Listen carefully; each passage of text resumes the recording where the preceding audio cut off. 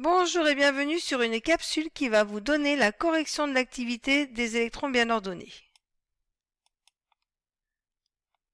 Alors vous aviez à remplir le tableau suivant. Donc j'ai commencé à remplir la configuration électronique. Donc je rappelle que les électrons de chaque atome se répartissent par couche. Pour l'hydrogène, on va trouver un S1, nous avons la couche 1 de rempli. Pour le carbone, nous avons les couches 1 et 2 de rempli. Idem pour l'azote, idem pour l'oxygène. Pour le sodium, nous passons à la couche 3. Et pour le chlore, nous continuons de remplir la couche 3 jusqu'à avoir 17 électrons répartis sur ces différentes couches. On vous demande ensuite les électrons de valence. Donc un électron de valence, c'est un électron qui est sur la dernière couche occupée. Donc pour l'hydrogène, la dernière couche occupée est la couche 1. Et nous avons un électron de valence. Pour le carbone, la dernière couche occupée est la couche 2. Et nous avons 2 plus 2, 4 électrons de valence. Pour l'azote, la dernière couche occupée est la couche numéro 2. Et nous avons 5 électrons de valence.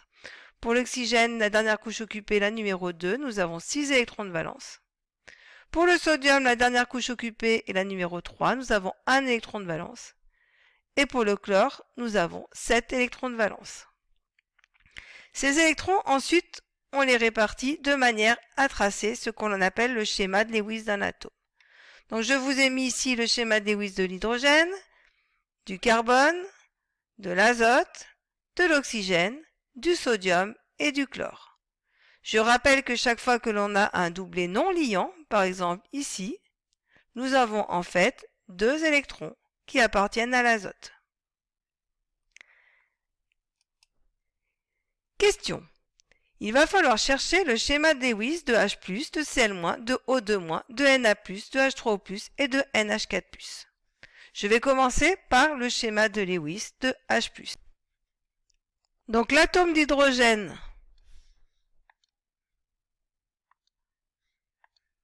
a un électron de valence. Son schéma de Lewis est le suivant.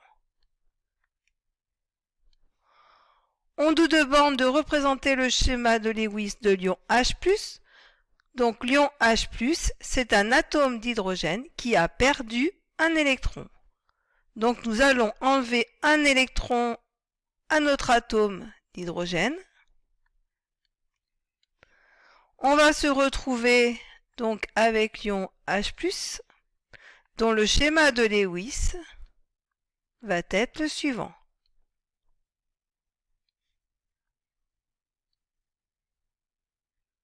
Nous avons autour de l'hydrogène une lacune électronique. Intéressons-nous maintenant à l'atome de chlore. Donc je rappelle que le schéma de Lewis de l'atome de chlore est le suivant.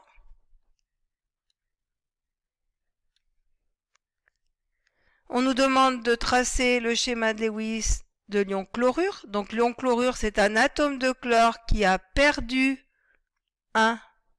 gagné un électron. Donc on va lui rajouter à cet atome de chlore un électron.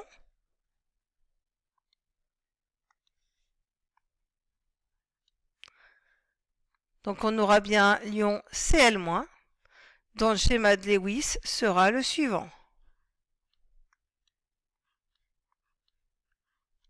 On voit bien ici que notre atome de chlore a bien ces 8 électrons autour de lui, 8 électrons de valence.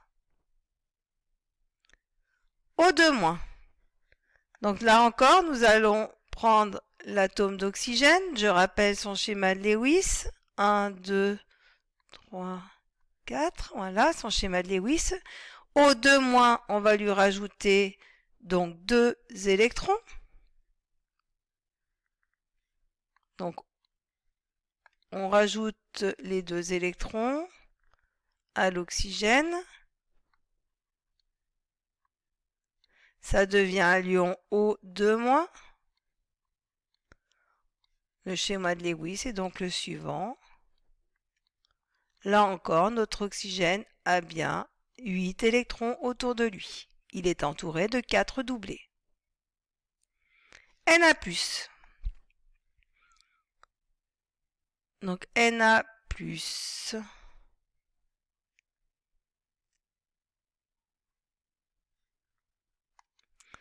Donc le sodium Na, son schéma de Lewis est le suivant.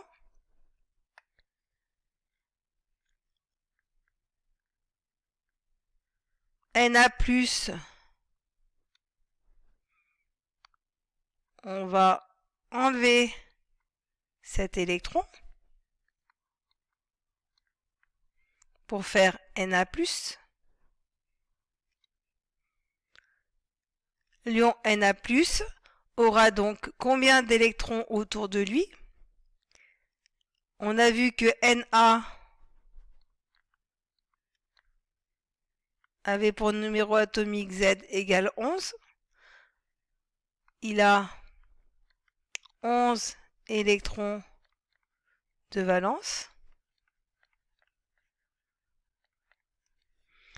Na+, quant à lui, aura donc 10 électrons de valence.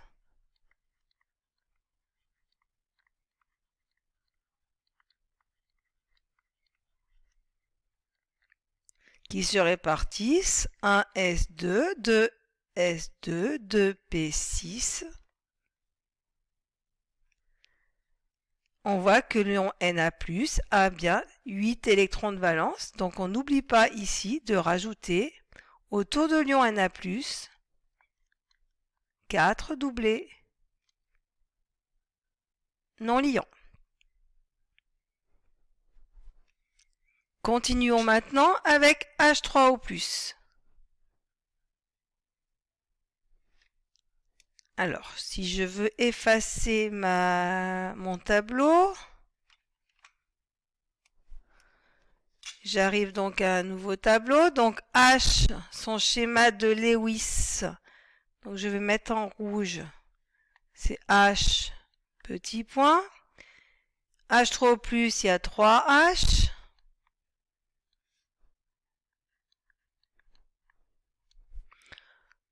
L'oxygène, quant à lui, a 2 doublés non liants avec 2 électrons qui sont célibataires. On va pouvoir lier cet hydrogène ici, et pour pouvoir lier le troisième hydrogène, il va falloir ici enlever un des 2 électrons. Ce qui va nous donner, si j'enlève un électron sur les 2, on voit que maintenant, on peut aller relier l'oxygène au troisième hydrogène et qu'on n'oublie pas de mettre un signe plus car nous avons enlevé un électron à l'atome d'oxygène. Donc si je reprends, je vais avoir quelque chose qui va ressembler à ça.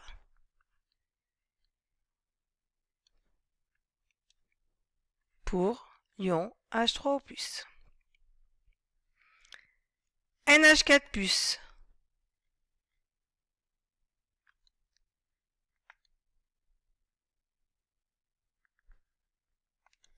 Alors, N. H4+, il me faut 4 hydrogènes.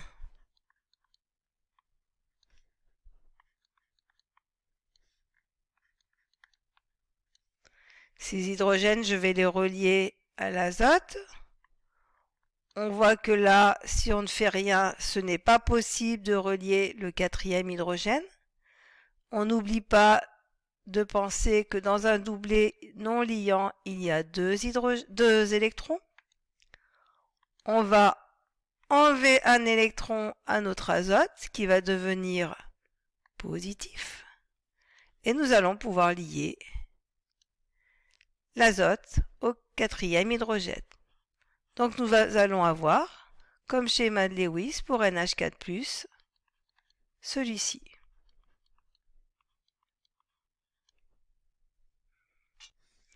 Passons maintenant à la deuxième question. on va s'intéresser à la molécule de trifluorure de bore BF3. Donc le bore Z égale 5. Donc si Z égale 5, nous avons comme configuration 1 électronique 1s2, 2s2, 2p1. Nous avons 3 électrons de valence. 1, 2, 3. Le fluor. Z égale 9. 1s2, 2s2, 2p5. Nous avons 7 électrons de valence. Donc schéma de Lewis de l'atome de fluor, celui-ci.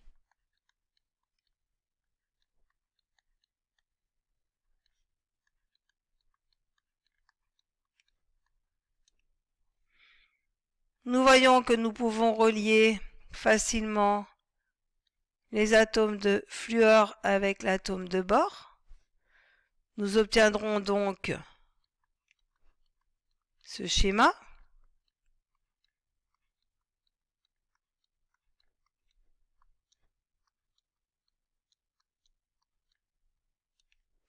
Regardons maintenant ce qui se passe autour de l'atome de bore. Nous voyons qu'il a autour de lui 2 électrons. Ici, 2 électrons ici, 2 électrons ici. Donc il a autour de lui 6 électrons. Il ne respecte pas la règle de l'octet puisqu'il en veut 8. Donc on va lui rajouter une case qui va montrer qu'il y a une lacune électronique. Voilà pour le schéma de la molécule de trifluorure de bore. J'espère que vous avez compris cette capsule et je vous dis à bientôt dans une prochaine capsule. Bye bye!